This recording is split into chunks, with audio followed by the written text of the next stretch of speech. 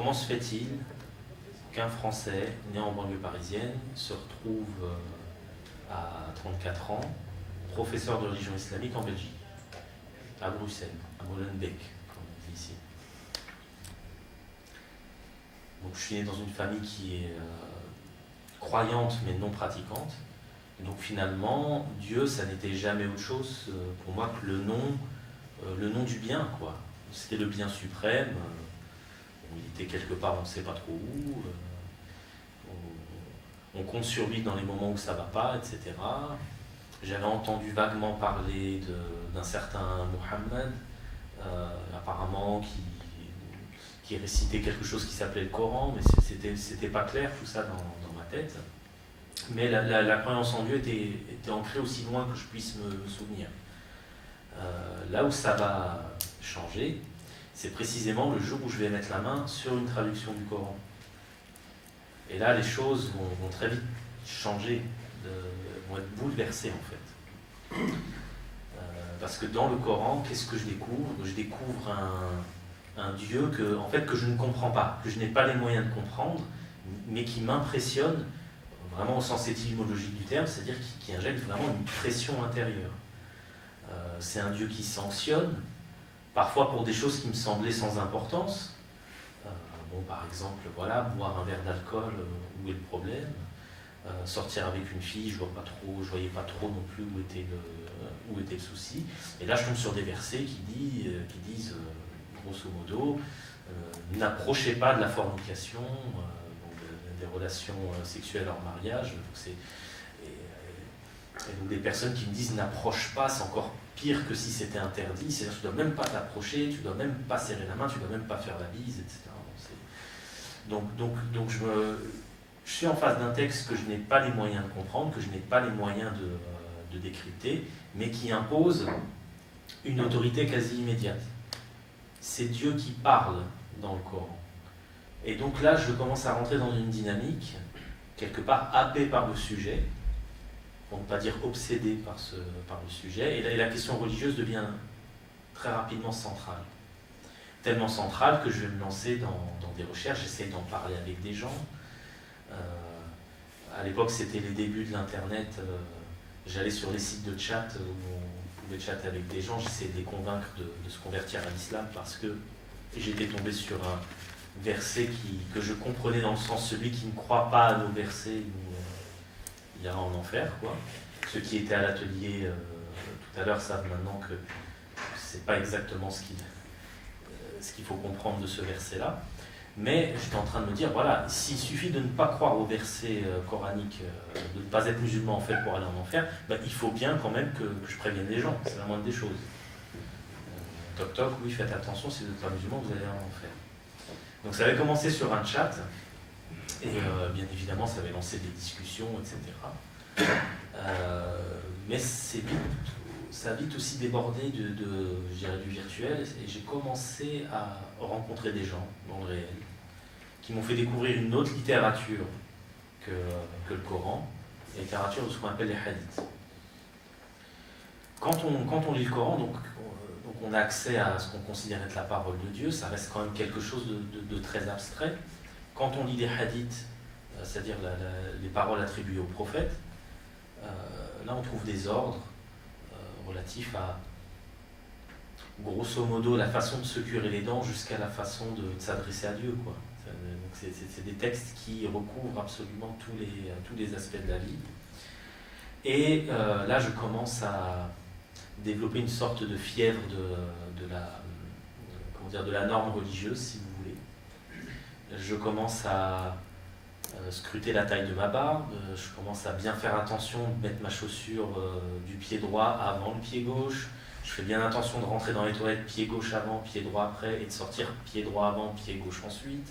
Donc toutes ces recommandations qu'on trouve.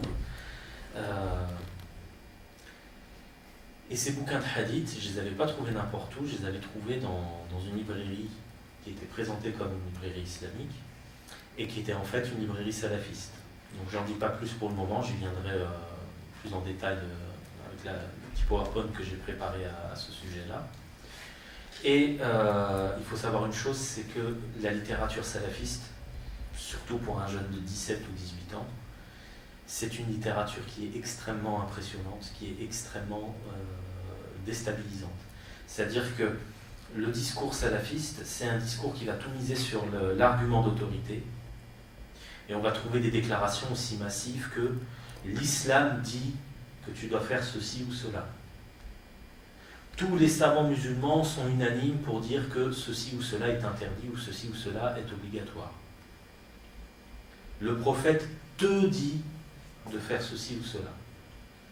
Si le prophète me dit de faire ça, si tous les savants de l'islam sont unanimes pour dire par exemple qu'il faut porter la barbe, etc., même si moi ça me semble un petit peu fort de café de me dire que Dieu est là en train de faire attention à la taille des poils de ma barbe, même si ça me semble bizarre, je n'ai rien à dire, parce que l'autorité est présente.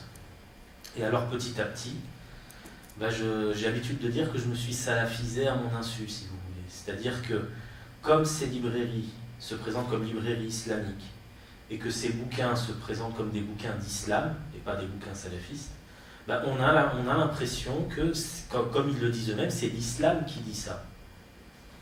Et donc, voilà, je commence à me fâcher avec ma mère parce qu'elle n'est pas le voile, je commence à me fâcher avec mon père parce qu'il ne porte pas la barbe, je leur dis que finalement, ils ne connaissent pas le vrai islam, que le vrai islam, c'est pas l'islam traditionnel folklorique qu'on leur a enseigné, que le vrai islam, c'est l'islam des textes, et que ces textes, ils sont compris et transmis par les savants, et que les savants, ce sont des gens qui sont au-dessus de tout soupçon. Et autant dire que j'étais très mal parti. Ce qui va faire que les choses vont évoluer, c'est ma rencontre avec une personne que j'appelle Mustapha dans le bouquin. Et c'est lui qui m'a tiré vers des questions plus intéressantes, des questions liées à l'eschatologie, donc à la fin des temps, des questions liées à, je dirais, l'interprétation qu'on fait des textes. Il faut savoir une chose, c'est que dans la tradition islamique sunnite majoritaire, il y a deux attentes majeures par rapport à la fin des temps. Il y a l'attente de la venue d'un guide, d'un chef, qu'on appelle le Mahdi, qui est censé venir à la fin des temps. Et la venue du Mahdi est censée préfigurer le retour de Jésus sur terre, donc une version de la parousie musulmane, si vous voulez. Et donc ça, c'est quelque chose, ce sont des éléments qu'on ne trouve pas dans le Coran, mais qui ne font quasiment pas débat dans le monde musulman traditionnel. Et Mustapha, donc cet homme pratiquant, croyant, intelligent, m'assène comme ça, écoute, il n'y a ni Mahdi, ni retour de Jésus dans l'islam originel, dans l'islam de Mohammed. Il dit, ce sont des conneries, qu'il me dit. Et alors là, je tombe de ma chaise. Et ça peut sembler un peu bizarre, mais c'est vraiment là que la machine à réfléchir s'est mise en place. Parce que je me suis dit, les arguments, je ne vais pas rentrer dans les détails, mais les arguments de Mustapha me semblent convaincants, sauf que si de tels textes ne sont pas dignes de confiance, alors ça veut quasiment dire que tout le reste ne vaut rien.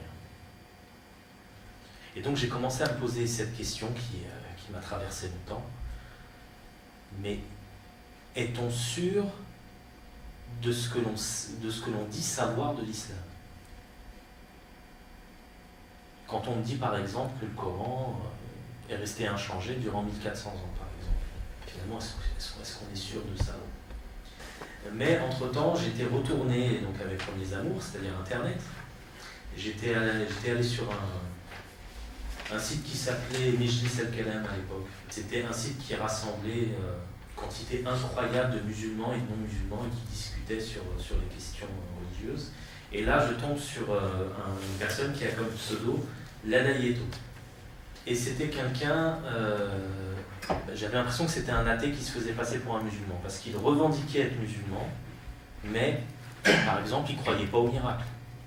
Il disait, Dieu ne va pas créer des lois physiques pour les violer lui-même. Pour lui, par exemple, les récits de miracles dans le Coran, c'était des métaphores. Ça n'avait rien à voir avec...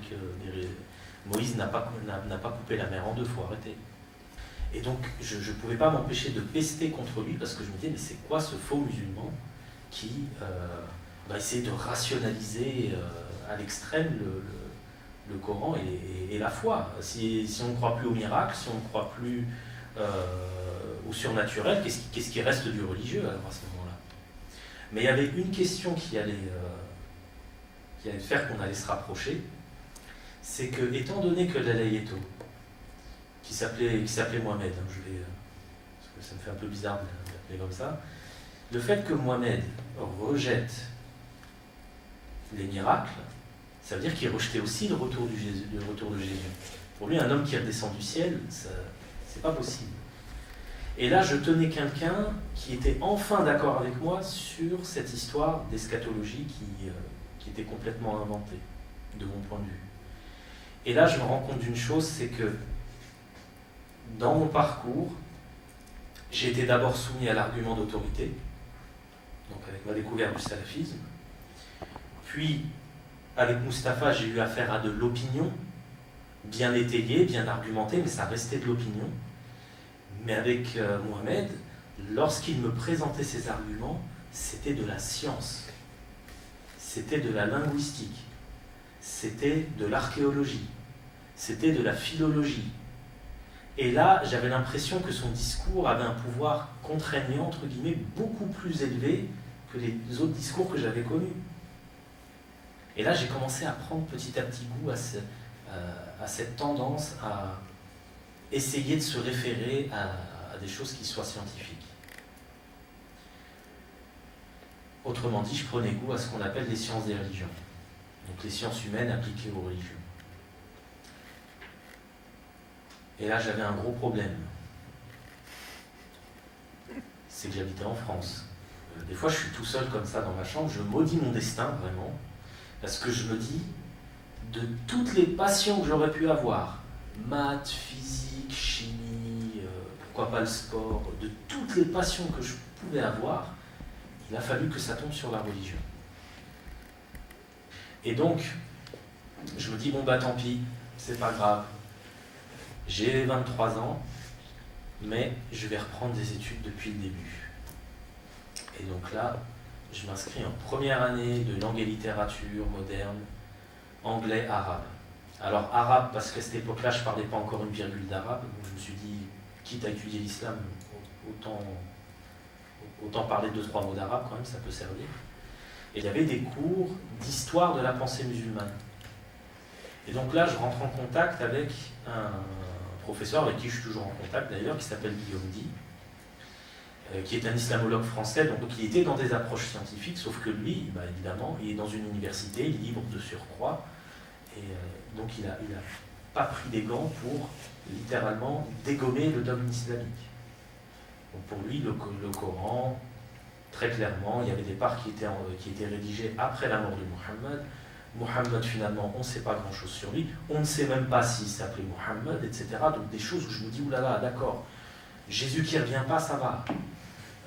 Par contre, Muhammad qui ne s'appelle pas Muhammad, le Coran qui a été rédigé après la mort du prophète, là ça commence à être massif quand même. Et oui. Et alors, l'impossible va arriver, c'est que finalement, je vais m'ouvrir à ces approches-là. Je veux dire, je vais mettre entre parenthèses ma sensibilité religieuse, parce que je suis encore en train de me trimballer avec ma barbe de 2 km, etc. Et je vais étudier cette matière comme j'étudierais n'importe quelle autre matière. Et dès que ça me choque, je mets ça entre parenthèses, j'y reviendrai un peu plus tard. Et finalement, je commence à prendre goût à cette approche, parce que finalement, cette approche, elle en est arrivée à désamorcer ce sentiment d'impuissance que j'avais face au texte à mes 16 ans. Ce texte qui m'avait impressionné, qui m'avait désarçonné, qui m'avait presque traumatisé, ben là, il devenait rationalisable, en quelque sorte. Et le fait que je puisse rationaliser le Coran, ça m'a permis de le lire de façon beaucoup plus apaisée, et ça m'a permis finalement de construire, comme je le dis souvent, un croire qui est débarrassé du merveilleux. Et alors, 2 ans après les cours avec Monsieur Di, donc 25 ans, je me suis retrouvé dans la même situation que celle qui me faisait pester avec Mohamed El-Layito. C'est-à-dire que j'en étais aussi arrivé à un islam, je dirais, rationnel, Pas vraiment, non. C'est pas très sympa pour les autres. Disons un islam surrationalisé, entre guillemets. Un islam où je ne laissais plus de place ni au merveilleux, ni au miracle, ni à quoi que ce soit. J'ai continué, je continue aujourd'hui à croire que Mohammed, c'est un homme qui a eu une expérience avec une transcendance, que d'aventure on a appelé Dieu. Donc ça, pour moi, ça n'a pas changé. Par contre, oui, effectivement, ce qu'on trouve dans le Coran fait écho à sa société d'époque. Les processus de mise à l'écrit de ce que Mohammed a reçu sont passés par les mêmes processus d'édition que n'importe quel texte de l'Antiquité tardive. Donc tout ça, c'était déjà le cas à mes 25 ans, et c'est quelque chose auquel je tiens encore aujourd'hui. Et entre-temps, bon, l'Université libre de Bruxelles n'a pas voulu de moi. À l'Université catholique de Louvain, on a trouvé quand même un moyen de me faire entrer dans ce satané master. Et je finis par le réussir. Je passe entre-temps le concours pour devenir professeur de religion islamique. Et donc là, j'ai mon master de sciences des religions. Je suis admis au poste de professeur de religion islamique. Je me lance dans ma première mission. Et alors, pour vous donner une idée, j'ai un élève qui s'appelle Marwan. Enfin, j'ai eu un élève qui s'appelle Marwan. Il avait 13 ans à l'époque. Donc on aborde la question des prophètes, l'histoire des prophètes, et il y a une histoire dans le Coran sur Jonas, qui n'est pas très éloignée de la version biblique.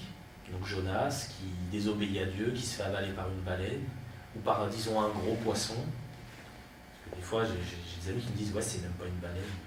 D'accord, ok. Il se fait avaler par une grosse poiscaille, on va dire, et il ressort 3 jours après. Et réaction de Marwan, oui mais monsieur, Jonas, comment il faisait pour respirer à l'intérieur du poisson? Qu'est-ce qu'il mangeait? Et puis, depuis quand on peut rentrer dans... Même une baleine, on ne peut pas rentrer dans une baleine normalement. L'œsophage d'une baleine ne peut pas accueillir un être humain. Vous expliquez un peu tout ça? Et là, je commence à me dire, ah ouais, d'accord. Moi, quand j'avais son âge, on me disait miracle de Dieu, ça y est, c'était terminé. Lui, non, c'est miracle, monsieur, je veux bien, mais vous m'expliquez comment ça se passe. Et là, je me suis rendu compte que ça revient en fait à poser la question de l'intelligibilité du miracle. Parce que la question du miracle, elle a été traitée par les théologiens musulmans. Le problème n'est pas là. Mais ils ont traité cette question à partir de l'imaginaire et du paradigme de la société du IXe siècle. Or, pour Marwan, qu'est-ce que c'est que cette histoire d'homme qui survit dans une baleine? C'est une suspension des lois naturelles. Mais la majorité des théologiens musulmans ne croyaient pas à l'idée de loi naturelle, et parfois même ils ne croyaient pas à l'idée de causalité. Les choses arrivent par volonté de Dieu. Donc si les choses arrivent par volonté de Dieu, il n'y a pas de loi naturelle. Et donc quand ils ont pensé le miracle, ils n'ont pas pensé le miracle en termes de suspension des lois naturelles, puisqu'ils n'y adhéraient pas.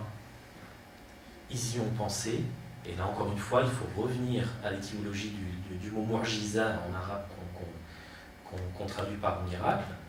Mu'jiza, ça a la même racine que i'jaz, qui veut dire défi. Un miracle, pour les théologiens du IXe siècle, ce n'est pas une suspension des lois physiques ou des lois naturelles, c'est un défi que Dieu lance à l'être humain. Mais le petit Marwan que j'ai en face de moi, il n'a pas cette conception du miracle. Donc je ne peux pas lui sortir la vieille soupe du IXe siècle qui avait bien fonctionné jusqu'à maintenant. Je suis obligé de rendre compte du miracle en des termes du XXIe siècle, c'est-à-dire en des termes de suspension des lois naturelles. Et alors, comment est-ce que je peux arriver à ce résultat? Eh bien, j'en sais rien. J'en sais rien tout simplement parce que la théologie islamique classique n'a pas été mise à jour sur cette question. Donc, qu'est-ce que j'ai fait avec Marwan? Je suis passé par une lecture symbolique. Je dis, écoute, l'important dans ce récit-là, c'est peut-être pas forcément comment est-ce qu'un homme peut survivre dans une baleine. C'est l'histoire de Jonas, c'est d'abord l'histoire de quelqu'un qui a qui s'est impatienté vis-à-vis des hommes, qui s'est éloigné des hommes, et en s'éloignant des hommes, il s'est éloigné de Dieu. Et c'est le moment où il choisit de retourner vers les hommes qu'il est pardonné par Dieu. Donc on peut comprendre donc la morale de cette histoire qui est que il n'y a pas de relation à Dieu sans relation avec les hommes. Et Marwan, lui, ça l'a convaincu. Parce que le texte a refait sens pour lui. Dans sa dimension symbolique, pas dans sa dimension factuelle. Mais alors là, il y a une autre élève qui ne m'a pas raté, dans la même classe. Quand c'est une question qui est en rapport avec Jonas, ça reste encore bon enfant. Et quand j'ai une élève de 11 ans qui me dit « Monsieur, est-ce que c'est vrai que Mohammed s'est marié avec une fille de 9 ans ?» Chose qu'on trouve dans les sources, c'est pas quelque chose, je ne sors pas ça de mon chapeau. Quelque chose qu'on trouve dans un hadith. Qu'est-ce que je fais avec ces... Qu'est-ce que je peux lui dire? Sur le plan traditionnel, rien. Parce qu'on n'a pas de théologien qui est à la hauteur. Sur le plan historico-critique, je pourrais lui dire énormément de choses. Sur l'origine de cette idée de mariage précoce, etc. Pourquoi est-ce qu'on a inventé cette histoire, à quelle période, etc. J'ai tout ce qu'il faut. Mais elle a 11 ans. Et ça, c'est pareil, elle ne l'a pas sorti de sa tête. Elle l'a entendu quelque part. Elle l'a entendu où? Elle l'a entendu à la mosquée. C'est elle qui me l'avait dit. Elle m'avait dit à la mosquée, on m'a dit ça, est-ce que c'est vrai? Et donc il y a aussi cette question de la responsabilité des dignitaires religieux. Double responsabilité en fait. Comment arriver à une théologie qui soit solide, digne du XXIe siècle, et aussi c'est quoi cette idée de balancer des choses qui peuvent être potentiellement très choquantes sans savoir qui il y a dans l'assemblée. Et donc mon métier de professeur de religion islamique aujourd'hui c'est ça. C'est une espèce de grand écart, si vous voulez, entre d'un côté la réponse au défi du salafisme, qui reste, comme je vais essayer de le montrer après, un courant de pensée qui est très diffusé, et avec, je dirais, une théologie islamique et, qui ne répond plus aux questions des jeunes aujourd'hui. La réponse que j'ai trouvée, moi, personnellement, c'est de passer par les sciences des religions. Donc déconstruire déconstruire les textes, déconstruire les dogmes, faire de l'histoire, mettre les choses en contexte, ramener le Coran à son terrain, comme je le disais tout à l'heure, comme on a essayé de le faire tout à l'heure. Et ça, c'est des choses qui fonctionnent.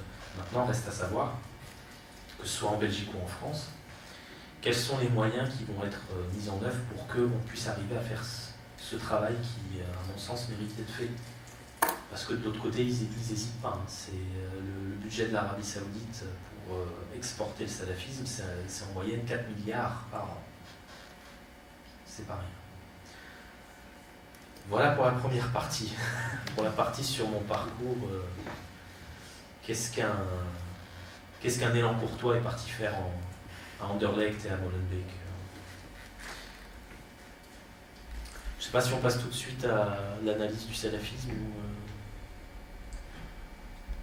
Est-ce que vous avez des questions sur ce premier récit ou envie de continuer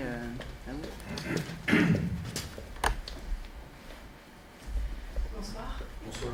Alors, donc je suis enseignante en lycée professionnel et en fait moi j'ai eu une expérience sensiblement, voire même très fortement différente à la vôtre. Il se trouve qu'on avait invité un conférencier dans notre lycée pour parler de créationnisme et au préalable on avait organisé une séance de brainstorming avec une classe autour des termes de science et croyance. Et donc les élèves étaient amenés à réfléchir individuellement puis après par petits groupes sur ces deux termes. Et lorsqu'on met en commun le produit de leur réflexion, très vite une élève prend la parole et nous dit « je ne crois pas en la science ». Donc les élèves avaient l'air d'acquiescer autour et elle nous dit finalement tout est dans le Coran, pas besoin de science. Et donc il s'agit en fait d'une classe dont les élèves sont destinés à être pour les meilleurs infirmiers, pour d'autres assistants de vie ou auxiliaires de puériculture. Donc c'est des classes qui sont amenées régulièrement dans leurs apprentissages à être en contact avec des discours scientifiques, l'hygiène, la biologie et autres. Et là en fait on est dans une séance où d'un coup on se rend compte que tout ce qu'on croyait être acquis ne l'est pas du tout. Et on entend même que la foudre, c'est vraiment la colère de Dieu. D'accord. Après coup, donc du coup, on a fait intervenir Sandrine dans le cadre d'un atelier où elle présente la démarche historio-critique de Rachid Benzine. Donc pour nous, c'était, il me semble, un levier intéressant pour pas changer leurs croyances, mais en tout cas les questionner. Et là, on est tombé face à deux écueils. Premièrement, on a des élèves qui étaient complètement hermétiques avec ce qu'ils entendaient, parce que ça venait contredire ce que l'imam disait dans la cité ou ce que leurs parents leur disaient. Et là, c'était le plus grave, c'était les parents. Mais vous ne vous rendez pas compte, c'est notre éducation que vous mettez en question. Et le deuxième écueil, pour d'autres, c'était mais les sciences humaines, l'histoire, l'anthropologie, c'est sympa, mais ça vient égratigner notre foi. Nous, on n'a pas besoin que les sciences viennent là, on a besoin d'un spirituel débarrassé de science, comme si c'était des consciences que ce que la science pourrait apporter sur l'histoire du Coran, de Mohamed, tout ça, mais non, ils n'en veulent pas. Non pas parce que ça va contrarier ce qu'ils pensent, mais parce que vraiment, ils veulent être dans une spiritualité pleine et entière. D'accord. En fait, je vous remercie en tout cas pour le témoignage. Il y a plusieurs problématiques en fait qui se concentrent dans ce que vous rapportez. Déjà, il faut savoir une chose, c'est qu'il y a une différence entre je dirais les jeunes Belges et les jeunes Français. C'est que les jeunes Belges, dès la première primaire, ils ont des cours de religion. Donc, parler de religion, questionner la religion, c'est quelque chose dont ils ont l'habitude. Et donc, du coup, comme ils en ont l'habitude, ils auront moins cette réaction, je dirais, épidermique qui va faire qu'ils vont dire non, je ne veux pas qu'on parle de ça. Deuxième des choses, c'est que dans ce que vous rapportez, il me semble qu'il y a une sorte d'opposition entre science et croyance. Et ce qui se joue derrière, c'est la question de la vérité. Qui dit vrai? Est-ce que c'est la religion ou est-ce que c'est la science? Et pourquoi est-ce qu'il y a cette confusion? Alors du coup, le jeune doit faire un choix. Soit je dis que c'est la religion, soit je dis que c'est la science. Pourquoi? Parce qu'on ne leur a jamais expliqué ce que c'est qu'une religion, concrètement.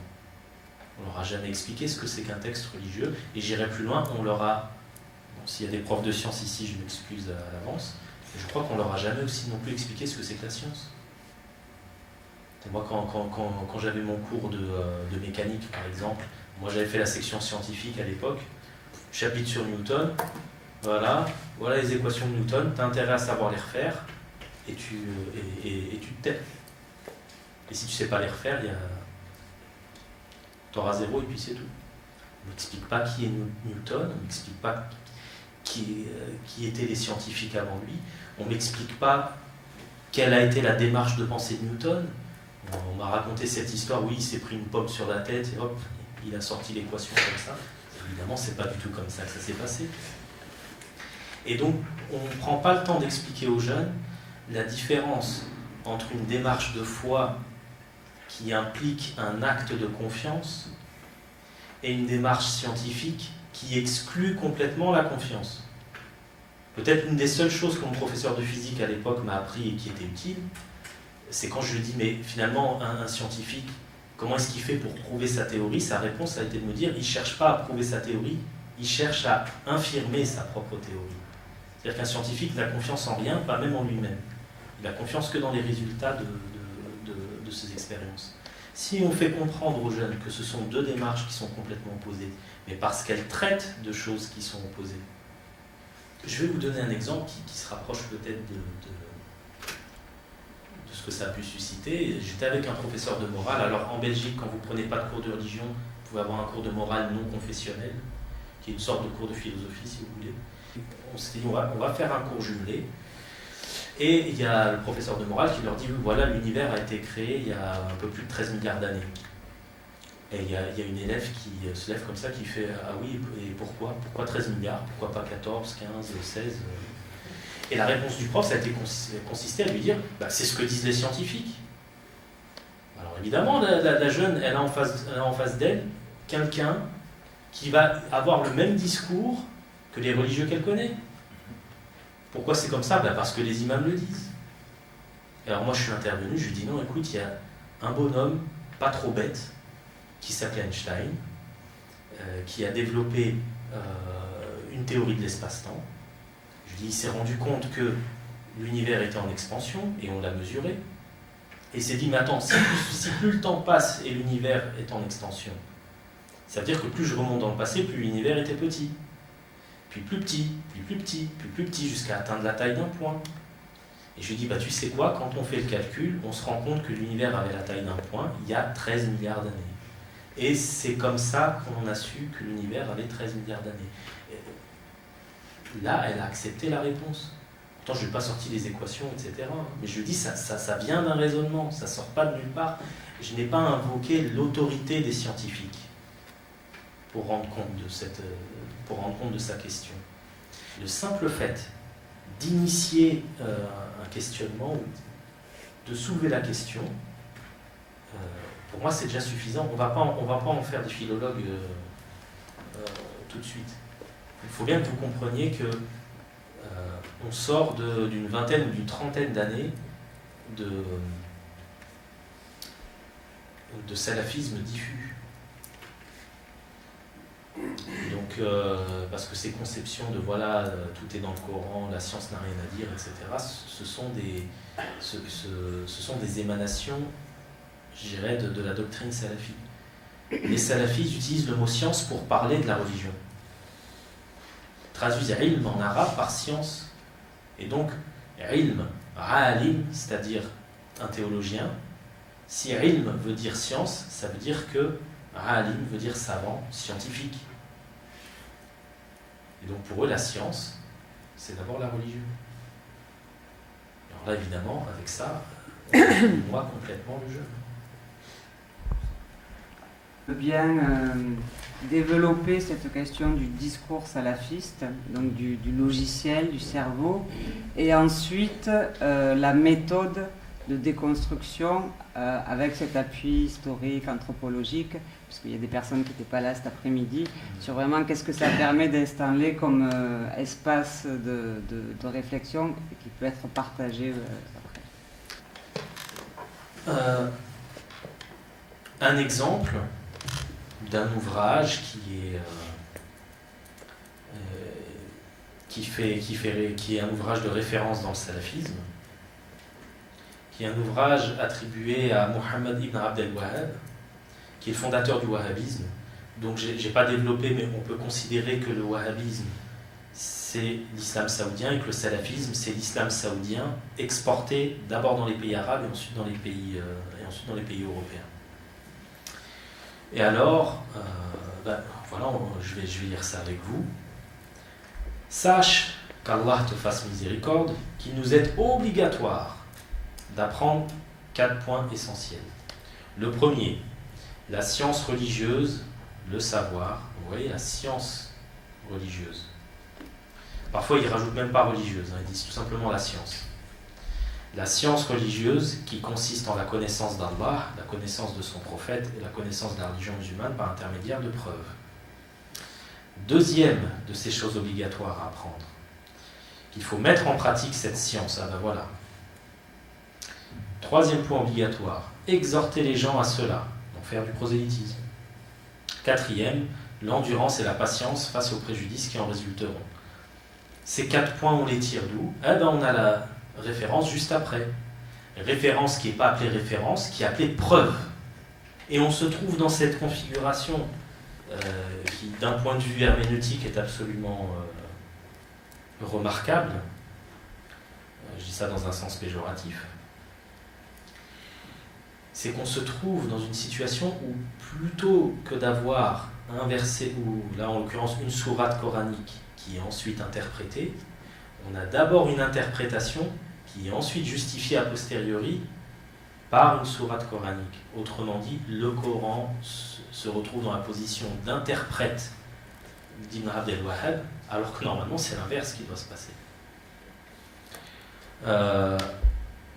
Et alors, encore une fois, en lisant tout ça, mettez-vous à la place d'un jeune de 17 ans.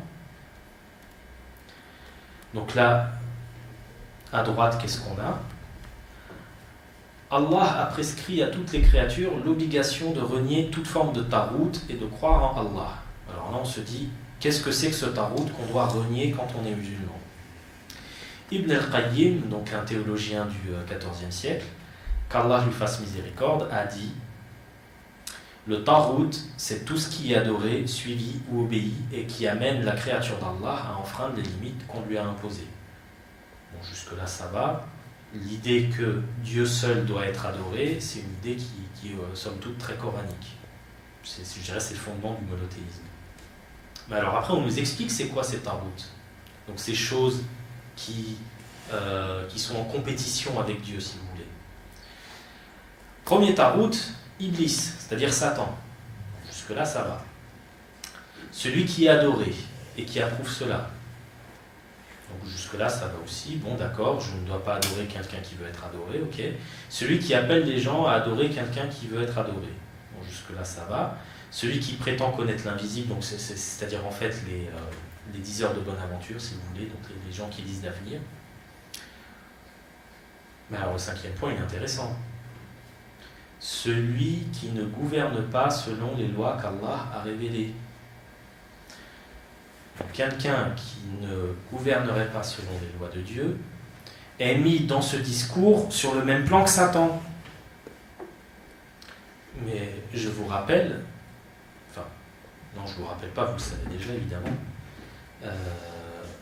la République française, elle n'applique pas spécialement les lois d'Allah.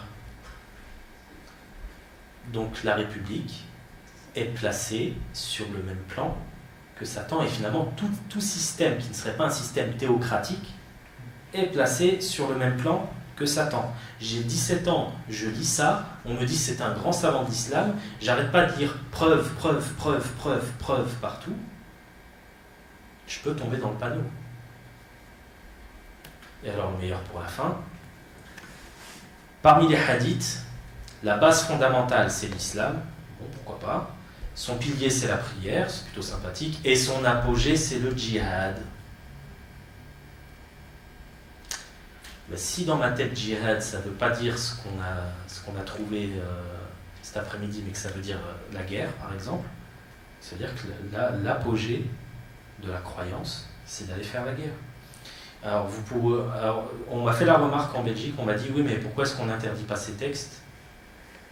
On peut interdire ce qu'on veut maintenant, ça a été numérisé, c'est disponible en PDF, il suffit de taper le nom de l'auteur et on a tout ce qu'il faut.